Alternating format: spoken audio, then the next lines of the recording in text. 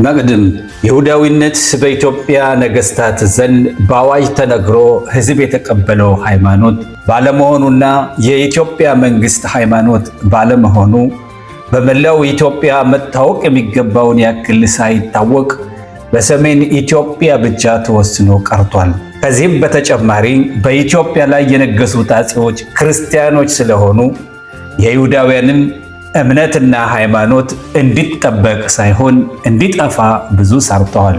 የጻፉትና ያጻፉት የራሳቸውን የክርስትና ሃይማኖት፣ እምነት፣ ባህልና ታሪክ እንጂ የቤተ እስራኤላውያንን ታሪክ፣ ሃይማኖትና ባህል አልነበረም። ቤተ እስራኤላውያን በሰሜን ኢትዮጵያ አንዳንድ አካባቢዎች መንግስት መስርተው ራሳቸውን ችለው ቢኖሩም በጦርነት ድል ከሆኑ በኋላ ግን ቅዱስ መጻሕፍቶቻቸውና የአምልኮ ቦታዎቻቸው በድል አድራጊ አፄዎች ወድመውባቸዋል። ቤተ እስራኤላውያን በዘመነ ክርስትና የክርስትና ታላቅ ተፎካካሪ ስለነበሩ በቤተ ክርስቲያናት ደብተራዎች ዘንድ የተጠሉና የተናቁ ሕዝቦች ተደርገው ተፈርጀዋል። በመሆኑም በአመዛኙ ክርስቲያን በሆነው የሰሜን ኢትዮጵያ ሕዝብ ዘንድ ቤተ እስራኤላውያን እየተጠሉ፣ እየተናቁ፣ እየተፈናቀሉ ታሪካዊ ቅርሶቻቸው እየወደሙና ታሪኮቻቸው እየጠፉ በመሄድ እስከ መኖራቸውም ድረስ እንኳ እየተረሱ እንደሄዱ የታሪክ ምሁራን ያለ ልዩነት ይናገራሉ። በዚህ የተነሳ ዛሬ ስለዚህ ማህበረሰብ ታሪክ፣ ባህል፣ ቋንቋ፣ ሃይማኖትና እምነት ለመጻፍ በጣም አስቸጋሪ ሆኗል። እንዲህም ቢሆን ግን ዛሬም ከማህበረሰቡ የዕድሜ ባለጸጎች ከአንዳንድ የአፄዎቹ መዋዕለ ዜናዎችና የውጭ ሀገር ተመራማሪዎች ከጻፏቸው መጽሐፍትና ጥናታዊ ዘገባዎች እንዲሁም ከኢትዮጵያ ታሪክ ጋር ከተገናኙ ጥንታዊ ቅርሶች በመነሳት የቤተ እስራኤላውያንን ታሪክና ሃይማኖት ለአንባቢያን ለማቅረብ ይቻላል የሚል ጽኑ እምነት አለኝ። እውነት እላችኋለሁ፣ ስለዚህ ማህበረሰብ ማንነት ለመጻፍ መሞከር በጨለማ መርፌን የመፈለግ ያክል ከባድ መሆኑን በውል ብገነዘብም አዲሱ ትውልድ ማወቅ ያለበት ብዬ ያመንኩትን ቁም ነገር ለማቅረብ ግን ክብደቱ አላገደኝም። ስለ ቤተ እስራኤላውያን ታሪክ፣ ባህልና ሃይማኖት ከመወያየታችን በፊት ግን እስራኤላውያን ከ2500 ዓመት በፊት ጀምሮ ስለ ኖሩባትና ኢትዮጵያ ስለምትባለው ሀገር ትንሽ እንጫወት። ዛሬ የምናውቃት ኢትዮጵያ በጥንት ዘመን ግብጾች ፑንት ወይም ፑንጥ ወይንም ቶኔቶር ወይንም ኩሽ ይሏት ነበር። ፑንት ወይንም ፑንጥ የሚለው ስም የካም ልጆች ከሆኑት ሚጽራኢም ወይንም ግብፃውያን የኩሽና የከናን ወንድም ከሆነው ጋር አንድ ነው። የከናንም ልጆች ኩሽ፣ ሚጽራኢም፣ ፋጥ፣ ከናን ናቸው። እንዲሁም ኤርምያስ ከግብፅ በስተደቡብ በኩል ያለውን አገር ለማመልከት ፋጥ በሚል ስም ይጠራዋል። በዚህ ስም እየጠራ የሚናገረው ስለ ኢትዮጵያ ነው። አንዳንዶች ቶኔተር ብለው ይጠሩት የነበረው አገርም ያው ኢትዮጵያ ነው። ቶኔተር ማለት በጥንታውያን ግብፅ አጠራር አምላካዊ ምድር ወይም የአምላክ ሀገር ማለት ነው። ቶኔተር የተባለችውም አገር ኢትዮጵያ ናት። በዚያን ዘመን ለግብፃውያን ከኢትዮጵያ ወይንም ከቶኔተር ብዙ ወርቅ፣ ዕጣንና የዝሆን ጥርስ ይመጣላቸው እንደነበር የሚያረጋግጥ ማስረጃ በአሞን ቤተ ጣዖት ግንብ ላይ ተገኝቷል። ይህም በዚያን ዘመን ኢትዮጵያና ግብፅ የዳበረ የንግድ ግንኙነት እንደነበራቸው ያረጋግጣል። ግብፃውያን ኢትዮጵያን ቶኔተር ሀገረ እግዚአብሔር ወይም የአምላክ ሀገር እያሉ ይጠሯት ነበር። ግብፃውያን ኢትዮጵያን የአምላክ ሀገር ብለው ይጠሯት የነበረበት ምክንያት በዚያ ዘመን ኢትዮጵያ በመንግስት የምትተዳደር ፍትህ የሰፈነባትና ሰው ሁሉ በአምላካዊ ፍጡርነቱ እኩል የሚታይባት ስለነበረች ነው። እንዲሁም ፈርሃ እግዚአብሔርና ፈርሃ ሰው ያለባት አገር ስለነበረችም ሳይሆን እንዳልቀረ ይገመታል። ከዚህም በተጨማሪ አገሪቱ በተፈጥሮ ሀብት የበለጸገች መሆኗና ሕዝቦቿም ቁመተ ረጃጅም ጠይምና መልከ መልካም በመሆናቸው በውበታቸው ሁሉ ተደንቀው ሳይሆን አይቀርም የሚል ግምት አለ። ግሪኮች ኢትዮጵያ ብለው የሚጠሩት የዛሬዋን ኢትዮጵያን ብቻ ሳይሆን ከግብፅ በስተደቡብ በኩል ያሉትን አገሮች በሙሉ ነው። ግብፅንም ምድር ከሚግዶል ጀምሮ እስከ ሰዌንና እስከ ኢትዮጵያ ዳርቻ ድረስ ውድማና ባድማ አደርጋታለሁ። ሌላው የኢትዮጵያ ጥንታዊ ስም ኩሽ የሚለው ነው። ኩሽ የሚለው ስም በመጽሐፍ ቅዱስ ውስጥ ተጽፎ ይገኛል። በዚያን ዘመን ከግብፅ በስተደቡብ የሚኖሩትን ጥቁር ሕዝቦች እስራኤላውያን ኩሽ ብለው ይጠሯቸው ነበር። ኩሽ ተብላ ትጠራ የነበረችው አገር በ12ኛው መቶ ክፍለ ዘመን ከቅድመ የጋራ ቆጠራ በፊት በግብፃውያን ተያዘች። ከዚያም በከፊል ነፃ አገር ሁና ስትኖር ከቆየች በኋላ በ9ኛው መቶ ክፍለ ዘመን ከቅድመ ቆጠራ በፊት ነፃ የሆነች አገር ሁና ከቆየች በኋላ እንደገና በአሦር ንጉሥ በ750 እስከ 600 ቅድመ የጋራ ቆጠራ በፊት ቁጥጥር ስር እስክትሆን ድረስ ተጠብቃ የኖረች አገር ነበረች። ከቅድመ የጋራ ቆጠራ ከ1000 ዓመት በፊት በሆሜር እንደተጻፈ የሚታወቀው የቅኔ መጽሐፍ ውስጥ በኢትዮጵያ የሚኖሩት ሕዝቦች እጅግ ኃያላን እጅግም ውበታሞችና የተከበሩ ናቸው ተብሎ ስለ ኢትዮጵያና ኢትዮጵያውያን ተጽፏል። የባለ ታሪኮች አባት የሚባለው የግሪኩ የታሪክ ሰው ሄሮዶቶስ በ490 ከቅድመ የጋራ ቆጠራ በፊት ስለ ኢትዮጵያውያን እንዲህ ብሎ ጽፏል። ኢትዮጵያውያን ከሰዎች ሁሉ በውበትና በቁመት የሚበልጡ ኃያላን ናቸው። ኢትዮጵያ የሚለው ቃል መሰረቱ ኢትዮጲስ ከሚለው የግሪክ ቃል የመጣ ነው። ግሪኮች ኢትዮጵያ የሚለውን ስያሜ የሰጡት የጥቁር ሕዝቦች ሀገር ለማለት ነው። ማለትም ፀሐይ ፊታቸውን ያቃጠላቸው ወይንም ጠይም መልክ ያላቸው ሰዎች አገር ለማለት ነው የሚሉ አሉ። እንዲህ ብሎ መደምደሙ ግን ስህተት ይመስለኛል።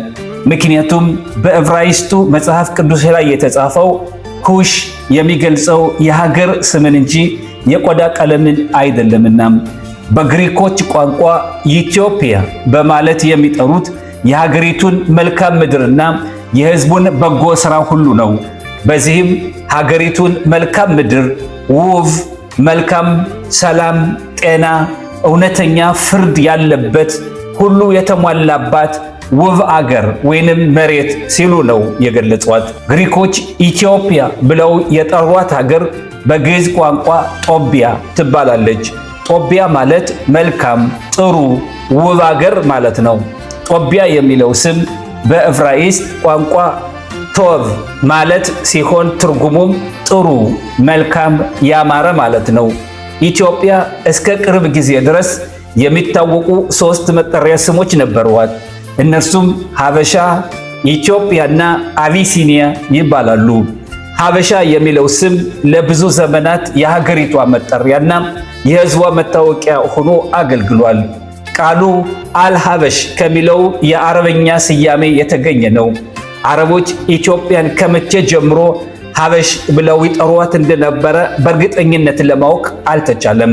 ቢሆንም ግን ቃሉ በዘመነ ክርስትና በ183 ከጋራ ቆጠራ ወዲህ በደቡብ አረቢያ በጥንታዊቷ የማሪብ ከተማ በሳባ ቋንቋና ፊደል በተጻፈው በአንድ የአረብ መስፍን ረጅም ዜና መዋዕል ላይ የሀበሾችና የአክሱማውያን ንጉሥ ገደረት ነው ተብሎ ለመጀመሪያ ጊዜ መጻፉን የተገኘው መረጃው ያመለክታል።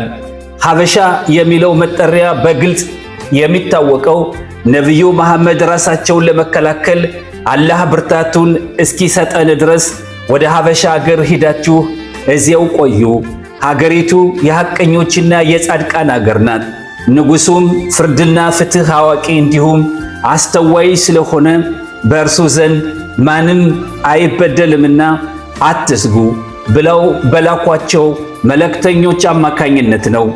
መልእክተኞቹም ኢትዮጵያ ውስጥ በስደት ቆይተው ከተመለሱ በኋላ ስለ ኢትዮጵያ እንግዳ ተቀባይነትና ስለ ሕዝቧ ጨዋነት መስክረዋል። በዚህ መሠረት ነቢዩ መሐመድ ሀበሻን አትንኩ፣ ሀበሻ ላይ በግድ የማስለም ዘመቻ አታውጁ ብለዋል። በዚህም ምክንያት ሀበሻ የሚለው ስም በአረቦች ዘንድ በታላቅ አክብሮትና ባለውለታነት እንጂ በአሉታዊ አመለካከት የተንጸባረቀበት ጊዜ የለም። ምክንያቱም ሀበሾች ኢትዮጵያውያን ከእስልምና ሃይማኖት በፊት የይሁዳውያንን ኦሪት እምነትና በኋላም ክርስትናን የተቀበሉ ሕዝቦች በመሆናቸው እንደ ጣዖት አምላኪ ወይም ሐማጅ በፍጹም አይተዋት አያውቁም። እስልምናም ቢሆን መዲና ከመግባቱ በፊት አክሱም ላይ ተሰብኳል። የይሁዳ መንግሥት ውድቀትና ስደት በእስራኤል ንጉሥ ሆሻዓ ቤን አሌ ዘመን ሳንህሪብ የተባለው የአሦር ንጉሥ በይሁዳ ከተሞች ይኖሩ የነበሩትን ይሁዳውያንና የእስራኤልን መንግሥት በዘጠነኛው መቶ ክፍለ ዘመን ቅድመ የጋራ ቆጠራ በፊት እንዲሰደዱ አደረገም። ይህም የሆነው የይሁዳው ንጉሥ ሕዝቅያሁ በነገሰ በስድስተኛው ዓመት ነው። የሶርያውያን መንግሥት በእስራኤልና በይሁዳ መንግሥት መካከል ምንም አይነት ልዩነት ሳያደርጉ ሁሉንም የእርሱ አገልጋዮች አደረጋቸው። በዚያን ጊዜም የይሁዳው ንጉሥ ሕዝቅያሁ በአሦራውያን ላይ አመፀም። ንጉሥ ሳንኸሪብ ሕዝቅያሁ በነገሰ በ14ኛው ዓመት በይሁዳ ከተሞች የሚኖሩትን ሁሉ ለማሰደድ ወሰነም። ንጉሥ ሳንኸሪብ ጋት በምትባለው የነገደ ይሁዳ ከተማ ተቀምጦ 46 የሚሆኑ ከተሞችን ደመሰሰም። የይሁዳው ንጉሥ ሕዝቅያሁ እጅ እንዲሰጥም መልእክተኛ ላከበት። ኢሳይያስም ለጌታችሁ እግዚአብሔር እንዲህ ይላል፣ የአሦር ንጉሥ ባሪያዎች ስለሰደቡኝ ስለሰማኸው ቃል አትፍራ። እነሆ በላዩ መንፈስን እሰዳለሁኝ፣ ወሬንም ይሰማል፣ ወደ ምድሩም ይመለሳል፣ በምድሩም በሰይፍ እንዲወድቅ አድርገዋለሁ በሉት አላቸው። በዚህ ጊዜም የኢትዮጵያ ንጉሥ ቲርሐቅ ሁኔታውን ሰምቶ ሊወጋው መጣ። እርሱም የኢትዮጵያ ንጉሥ ቲርሐቅ ሊዋጋህ መጥቷል የሚል ወሬ ሰማ። በሰማ ጊዜ ወደ ሕዝቅያስ መልእክተኞችን ላከ። በይሁዳ ንጉሥ ለሕዝቅያስ እንዲህ ብላችሁ ንገሩት፣ ኢየሩሳሌም በአሦር ንጉሥ እጅ አትሰጥም። ንጉሥ ሳንኸሪብ ይሁዳንን ለመውጋትና ኢየሩሳሌምን ለመደምሰስ በዘመተ ጊዜ ኢትዮጵያውያን የእስራኤልን ጠላት ለመውጋት ሳያወላውሉ እንደዘመቱና በሳንኸሪብ ላይ የጉሮሮ አጥንት እንደሆኑበት መጽሐፍ ቅዱስ ይተርካል። ከ1855 እስከ 1868 የኢትዮጵያ ንጉሠ ነገሥት የነበረው ዳግማዊ አፄ ቴዎድሮስ ኢየሩሳሌምን ከቱርኮች ነፃ ለማውጣት አስቦ ይዘጋጅ እንደነበረ የኢትዮጵያ ታሪክ ያስተምረናል። ኢትዮጵያውያን ኢየሩሳሌምን እንደ ሁለተኛ ሀገራቸው አድርገው ያዩዋት ነበር። መጽሐፍ ቅዱስ በዚያን ዘመን በኢየሩሳሌም የነበሩት ይሁዲዎች መንገዳቸው ሁሉ ጥሩ እንዳልነበረ ያስተምረናል። ባልተጠበቀ ሁኔታ ንጉሥ ሳንኸሪብ በደቡብ በኩል ያሉትን ጠላቶቹን ለመውጋት ሄደ። በኢትዮጵያ ንጉሥ ቲርሐቅ እርዳታ ኢየሩሳሌም ከንጉሥ ሳንኸሪብ ወረራ ተረፈች። ሆኖም በይሁዳ አገር የነበሩት ይሁዲዎች ወደ ኢትዮጵያ መወሰዳቸውን ኢሳይያስ እንዲህ በማለት ያስረዳል። እንዲህም ሆነ በንጉሡ በሕዝቅያስ በ14ኛው ዓመት የአሦር ንጉሥ ሳንኸሪብ ወደ ይሁዳ ወደ ተመሸጉት ከተሞች ሁሉ መጥቶ ወሰዳቸው። ይህም ማለት ሳንኸሪብ ሁለቱን ነገዶች ወሰዳቸው ማለት ነው። እነርሱም የስምዖን ወይንም የሽሞንና የይሁዳ ነገዶች ሲሆኑ ከእርሱ ጋርም ወሰዳቸው። ከግብፅ በስተኋላ ያለው የኩሽ ንጉሥ እስካመጸበት ድረስ ይሁዳና ሽሞንን ከእርሱ ጋር ወስዶ ከኩሽ ንጉሥ ጋር ተዋጋም። እግዚአብሔርም በዚያ ሰብስቦ ወደ ጨለማው ተራራ ወስዶ ደበቃቸው ተብሎ በሚድራሽ ተጽፏል። ይህ በላዩ ላይ ዳመና ያለበት እስራኤሎች ጨለማ ተራራ እያሉ ይጠሩት የነበረው የት አገር ነው ያለው? በምድር ወይስ በሰማይ ላይ ነው ይህ ተራራ ያለው? እንደኔ ግምት ይህ ተራራ የሚገኘው ከግብፅ ድንበር ባሻገር በኢትዮጵያ ወይንም በሱዳን መሆን አለበት። በእውነት እንደዚህ ያለ ተራራ በሱዳን አገር አለ ወይ? እስካሁን ድረስ ሰዎች ያልደረሱበት ቦታ አለን ብለን ብንጠይቅ የብዙ ሰዎች መልስ አዎንታዊ እንደሚሆን እሙን ነው። ገለልተኛ የሆነ በላዩ ላይ በክረምትም ሆነ በበጋ ዳመና የማይለየው ከቤተ እስራኤሎች በስተቀር ከሌሎች ሰዎች ርቆና ተገልሎ እስከ 16ኛው መቶ ክፍለ ዘመን የኖረው ኢትዮጵያዊው ብቸኛ ተራራ የሰሜን ተራራ ነው። አሁን እስካለንበት ዘመን ድረስ እንኳ ይህንን ተራራ ሙሉ በሙሉ መፈተሽ አልተቻለም። ባለፈው 2019 የአሜሪካ የጠፈር ምርምር ተቋም ናሳ አሜሪካን የሚመታው አውሎ ንፋስ ከሰሜን ተራሮች ላይ እንደሚነሳ አረጋግጧል። የአሜሪካው ፕሬዝዳንት ዶናልድ ትራምፕ ቦታውን በኒውክሌር መሳሪያ እንዲመታ ሐሳብ አቅርበዋል እየተባለም በማህበራዊ ሚዲያ ይነፈስ ነበር። በኢትዮጵያውያን አፈ ታሪክ መሰረት ከሆነ ሄኖክ ያረገው ከዚህ ተራራ ላይ ነው። ኢትዮጵያውያን ቅዱሳን የተሰወሩትም በዚህ ቦታ ነው። ምንም እንኳን በሳይንስ ጥናትና ምርምር ባይደረግበትም ይህ ተራራ ከፍተኛ በሆኑ ምስጢሮች እንደታጨቀ አፈ ታሪካችን ያስረዳል። ከዚያም አገር ከስደት ስለሚመለሱት እንዲህ ተብሎ ነበር።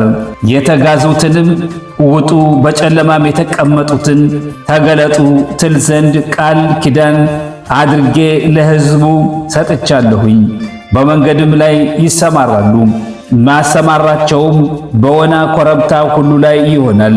በስውር ወይንም በጨለማ ምድር ስፍራ አልተናገርኩም። ለያዕቆብ ዘር በከንቱ ፈልጉኝ አላልኩም።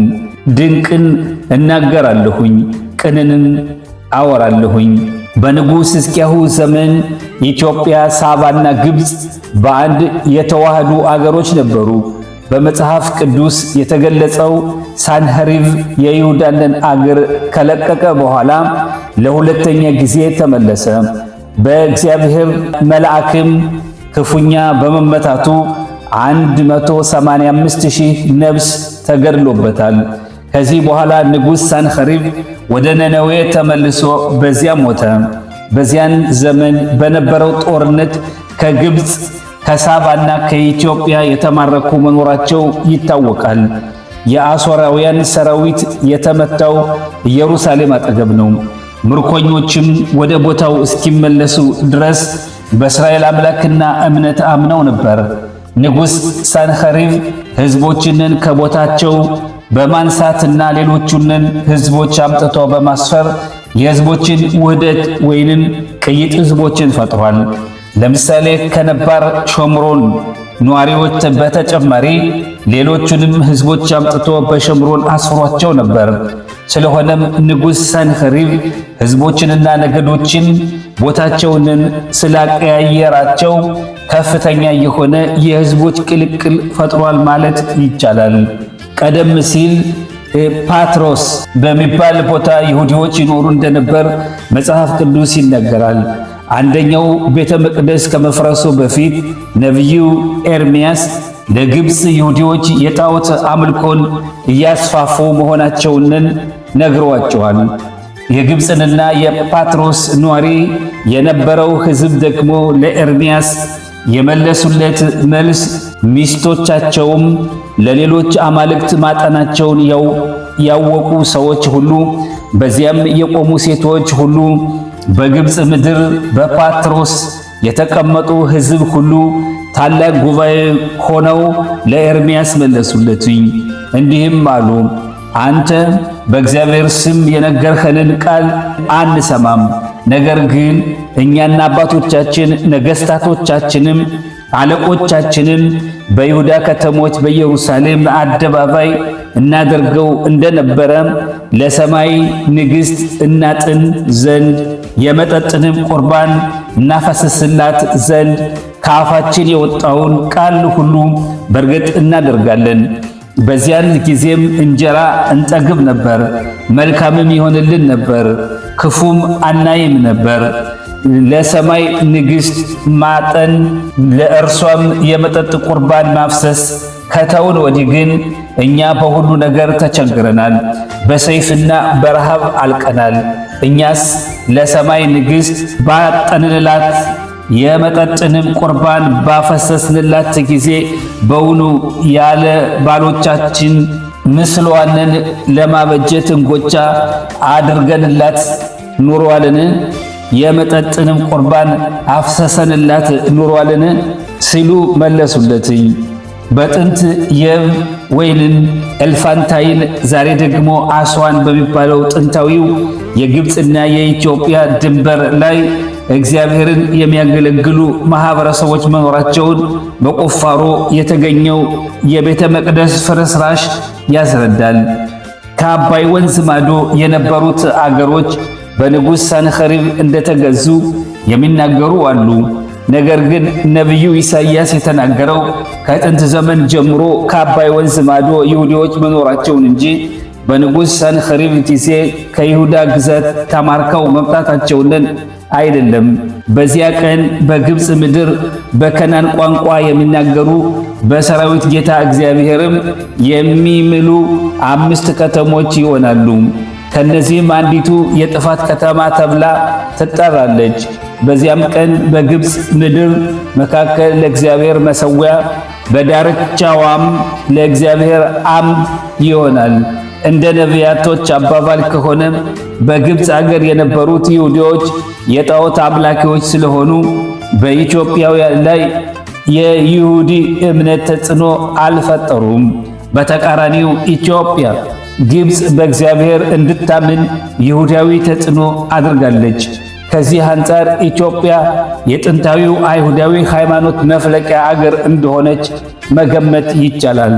ኢትዮጵያውያን የይሁዲን ሃይማኖት መከተል የተዉት ክርስትናን ከተቀበሉ በኋላ ነው። መጽሐፍ ቅዱስ በግልጽ ከግብፅ ውጪ የነበሩትን ይሁዳዊ አገሮች በስማቸው ፓትሮስ፣ ኩሽና ግብፅ ብሎ ይጠራቸዋል። ፓትሮስ የሚባለው አገር ከግብፅ በስተደቡብ በኩል የነበረው አገር ነበር። ኩሽ የሚባለው ደግሞ ኢትዮጵያንና የዛሬዋን ሱዳን ጨምሮ ነበር። እነዚህ አገሮች ወይንም ኩሽ የተባሉት ከግብፅ ውጪ የሚገኙና በጥንቱ የኢትዮጵያ ግዛት ውስጥ የነበሩ አገሮች ናቸው። በእነዚህ አገሮች ውስጥ ደግሞ ይሁዲዎች መኖራቸውን ከ2700 ዓመት በፊት ኢሳይያስ ተናግሯል። ቀደምት የእስራኤል ሊቃውንትም ወይም ኻዛል በንጉሥ ሰንኸሪብ ጊዜ በጦርነት የተሰደዱት ሕዝቦች ከኩሻውያን ከሳባና ከግብፃውያን ጋር ተዋህደዋል ብለዋል። እንዲሁም ፓትሮስና ኩሽ ከግብፅ በስተደቡብ በኩል ርቀው የሚገኙ አገሮች ናቸው ብለዋል። በባህር ላይ መርከቦቿን ለምትልክ አገር ወዮላት የሚለው በእርግጠኝነት በአንደኛው ቤተ መቅደስ ዘመን በዚያ የነበሩትን ይሁዲዎች ሁኔታ የሚገልጽ ነው። ከላይ በተገለጠው ዘመን ከይሁዳ የፈለሱት ይሁዲዎች ኢትዮጵያ ሊደርሱ እንደሚችሉ መገመትም ይቻላል። እንዲሁም የይሁዳ መንግስት እና የሳባ መንግስት የንግድ ልውውጥ ያደርጉ እንደነበር አንዳንድ የከርሰ ምድር ጥናቶች ይጠቁማሉ። ይህንን ጉዳይ በተመለከተ ነቢዩ ኤርምያስ እንዲህ በማለት ያረጋግጣል። ስለምንስ ከሳባ ዕጣንን ከሩቅም አገር ቀረፋን ታቀርቡልኛላችሁ? የሚቃጠለውንን መሥዋዕታችሁን አልቀበለውም፣ ሌላ መሥዋዕታችሁም ደስ አያሰኘኝም ሲል እግዚአብሔር ያቀርቡለት የነበረውን ቁርባንና ዕጣን ሽታ ተቃውሟል።